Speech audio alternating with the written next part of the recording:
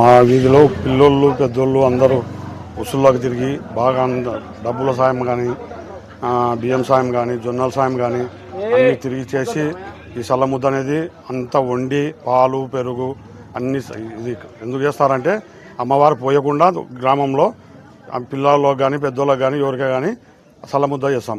అందుకు అందరు కమిటీ వాళ్ళంతా సహకరించి ఏర్పడడం వల్ల పిల్లలకు తత్వం అనేది నివారింపబడతారు. దీనికి ముస్లిం సోదరులు కూడా సహకరిస్తూ ఉంటారు. అందుకు దేవాలయ కమిటీ ద్వారా అందరికీ కృతజ్ఞతలు తెలుపుతున్నాం.